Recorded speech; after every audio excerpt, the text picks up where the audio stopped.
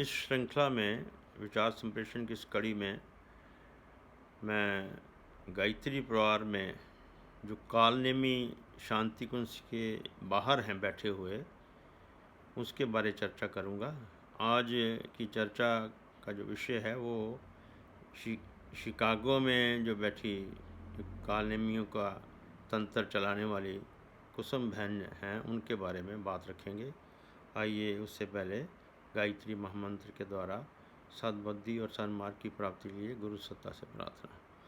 ओम भूर्भुवः स्वः तत्सवितुर्वरेण्यं भर्गो देवस्य धीमहि धियो यो नः प्रचोदयात्।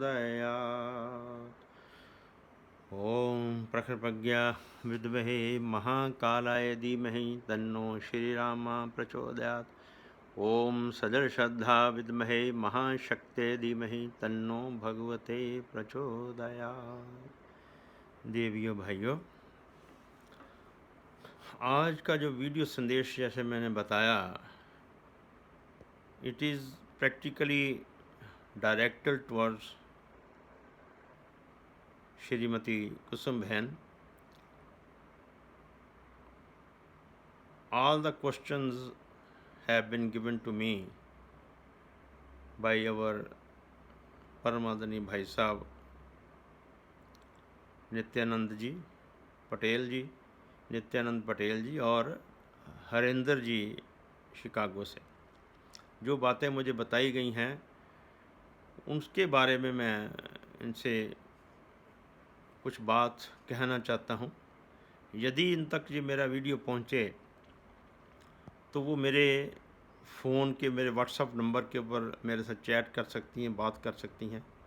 मेरा नंबर है 9915600900। सबसे बड़ी बात तो ये, अपने आप को, अपने जो 200-400 फॉलोअर्स हैं उनके बीच में ये कहती है कि मुझे परावाणी परम पूज्य गुरुदेव की सुनाई देती है, और उसी के लिए उन्होंने कहा कि मैं वो डॉक्टर साहब से दुखी हैं और उनको हटाने के लिए अपना पूरा जी जान से लगी हुई है। अब इसको कैसी परावाणी आती है जो करोड़ों साधकों के पास नहीं आती।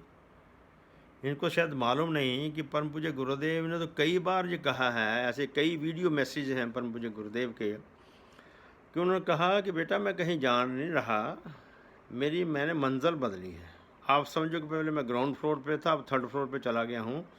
तो जब भी याद करोगे तो मैं आऊँगा, सुनूंगा आपकी बात, और 1 मिनट में 20,000 मील की यात्रा कर सकता हूँ।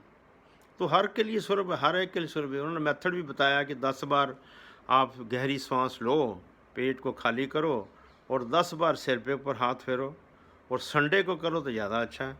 तो ये परावाणी सबके पास आती है, गुरुदेव के विचार सबके पास आते हैं।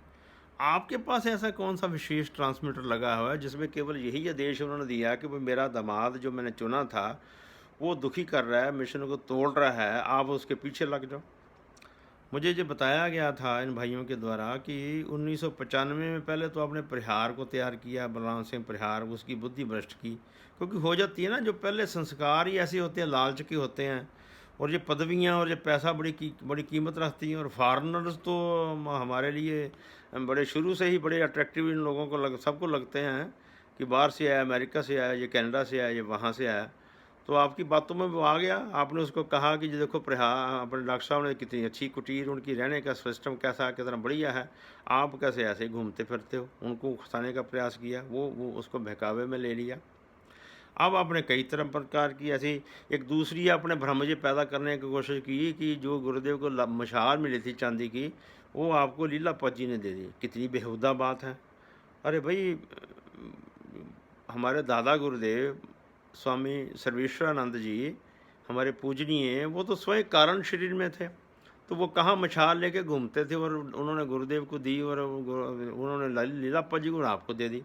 ये किसको बेवकूफ़ बना रहे हैं आप? किसको? आप रहने वाले तो बड़ी लगती हैं कि आप इतने अच्छे कंट्री में रह रही हैं, पता नहीं आपकी एजुकेशन कैसी, एक छोटी बात भी नहीं आप समझ पाई। और तीसरी बात आपने ये रखी है कि भाई जो अच्छा मैं और इम्पोर्टेंट मार्केट नित्यानंद जी ने आपको कम से कम 46 क्वेश्चन जो मुझे बताया 45-46 क्वेश्चन आपको दिए, उसका एक का भी आप जवाब नहीं दे पाते। क्यों नहीं दे पाती आप? आपको उसका उनके उनके उत्तर दो, ताकि आप जो भ्रम फैला रही हैं वो चौथा भ्रम आपने ये रखा है कि आपको जो गुरुदेव ने दीक्षा दी 1987 में फ़ोटो मंगा कर दी। ये भी बड़ा अजीब सा बात है। ये तो किसी के गले उतरेगी नहीं। गायत्री पाठ में किसी से पूछ लो कि गुरुदेव ने ऐसी तो दीक्षा शायद ही किसी को दी। और दूसरा कहते हैं मानस पुत्री। भाई हम सभी मानस पुत्र पुत्री हैं गुरुदेव के। गुरुदेव को जो मानने वाले हैं सारे मानस पुत्र पुत्री हैं।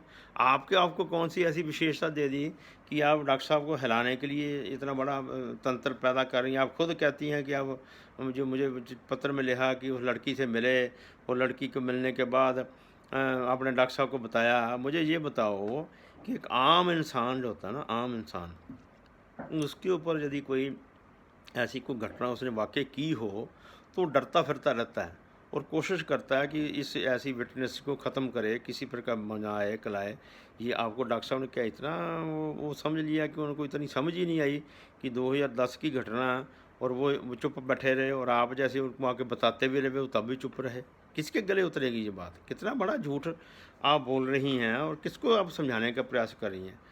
और अगली ये बात ये है कि आपको जो आपने ये कहा कि आपने डॉक्टर साहब को पत्र बहुत लिखे, वो पत्र जार करो, पब्लिक कर दो पत्र का क्या पत्र आपने लिखे थे, ताकि लोगों को सबको समझ आए कि आप कहाँ खड़ी हैं, क्यों झूठ बोल रही हैं इतना ज़्यादा। आप अपने इन मक्कारियों को बंद कीजिए। आप यदि सच्चे गुरु की शिष्य हैं तो गुरुदेव के बनाए हुए मिशन को तोड़ने का प्रयास क्यों कर रहे हो? क्यों ऐसी ऐसी बातें उछाल रहे हो? आपने ये टारगेट किया है जहाँ तक वो फॉरेन पावर्स हैं जो हमारे हिंदू धर्म को का सत्यानाश करने के ऊपर तुली हुई हैं, हमारी संस्थाओं को ख़त्म करने का प्रयास कर रही हैं। आपके पास पैसे का बल हो सकता है, आपके पास कोई फॉरेन ताकत हो सकती है, लेकिन यहाँ भी लोगों ने चूड़ियाँ नहीं थोड़ी पहन रखी। इतने लोग नहीं, बेवकूफ़ नहीं हैं कि गुरुदेव ने इतनी मेहनत से इतना बड़ा तंत्र बनाया, इतना मिशन बनाया, गायत्री पाठ को वैल्यू बेस्ड बनाया। उन वैल्यूज़ को परम श्रद्धेय डॉक्टर साहब परमादरणीय जी अपनी जी जान से लेके जा रही हैं। आप तो विदेश में बैठी, आपने क्या क्या देखा उनका? यहाँ आके क्या देख ला? कहीं एक आध बार कोई बात कहीं कर ली है? मेरे पास तो 15-20 बार मेरे पास रहे हैं, यहाँ घर में हैं, जी भी रहे 3-4 बार, और मुझे इतने बड़े बड़े योजनाओं की जिम्मेवारी दी है। और मैंने उनको पास से देखा है कि कितना अपने कार्यकर्ताओं को जो उनके पास में रहते हैं उसी को डांट फटकारते हैं। दूसरे को तो पिचकारते हैं, पलोसते हैं। ये पलोसने का नतीजा ही है कि आप जैसे लोग खड़े हो गए। आप लोग जैसे लोगों ने ये 3-4 खड़े कर दिए। ये कालीचरण जैसे, कपिल केसरी जैसे, पहले परिहार को खड़ा किया था, वीरेश्वर उपाध्याय को भटकाने का प्रयास किया। वीरेश्वर उपाध्याय के बारे में मुझे बताया गया है कि आप उनको 2003 और 4 के सालों के बीच में आप खुद उनको चरित्रहीन कहती रही थी। ये मुझे वहाँ शिकागो वाले भाई साहब ने बताया। तो आप बाद में आप इकट्ठे हो गए। तो क्या उद्देश्य क्या है आपका? आपको समझ आनी चाहिए कि इतना इतना बड़ा दुराचार, इतना बड़ा पाप क्यों कर रही हैं? कहाँ जाके इसका आप हिसाब दोगी? इन बातों का जितने सवाल आपको मैंने दिए, ये वीडियो करने का मकसद ये है कि आपका पत्राचार नित्यानंद जी भाई साहब और आपके बीच में घूमता रहता है। वो थोड़े सी जगह कहीं 50-100 लोगों के बीच में व्हाट्सअप कर देते होंगे, ज़्यादा से ज़्यादा और होता है। लेकिन इस संदेश के माध्यम से इसको यूट्यूब पर डाला जाएगा और ये इसको सैकड़ों हज़ारों लोग देखेंगे। और आप तक की मैं इच्छा रखता हूँ कि जितने मेरे ये इनका ग्रुप बना हुआ है ये आप तक शीघ्र पहुँचाएँ, ताकि आप स्पष्ट करें कि आप परम श्रद्धेय डॉक्टर साहब के साथ क्यों लगे हों। आप दिखता तो साफ यही है कि आप ये सारा तंत्र बिगाड़ कर, इसमें फूट डालकर आपके साथ और मैं अगले कालनेमी का मैं डिटेल मुझे मिल जाती है। जो आपके साथी हैं जो बाहर हैं शांतिकुंज से रहते उनके बारे में भी मैं चर्चा करूँगा। आज तो मैं बात आपसे ही कर रहा हूँ, आपकी तरफ मुखातिब, क्योंकि आपने किसी व्हाट्सएप को किसी में किया था कि एक भाई हैं वो वीडियो डाल रहे हैं, वीडियो से डालने के लोगों भ्रम पैदा कर रहे हैं। भ्रम तो आप पैदा कर रहे हैं, जितना भी कोई बोलता है भ्रम पैदा कर रहे हैं, ये भ्रम पैदा कर रहे हैं। भाई आप मेरी बातों का जवाब दो, नित्यानंद जी के 45 सवालों का जवाब दो, और जितने भी वहाँ हमारे भाई अमेरिका में बैठे हुए हैं उनके समक्ष पेश हो और उनको बताओ सत्य क्या है। ऐसा भ्रम मत फैला लो, इतना बड़ा पाप मत करो, परम पूज्य गुरुदेव की आत्मा को, परमवंदनीय माता जी की आत्मा को चोट मत पहुँचाओ। मेरी आपसे यही निवेदन है, यही प्रार्थना है। इन्हीं बातों के साथ अपनी वाणी को विराम कर देता हूँ।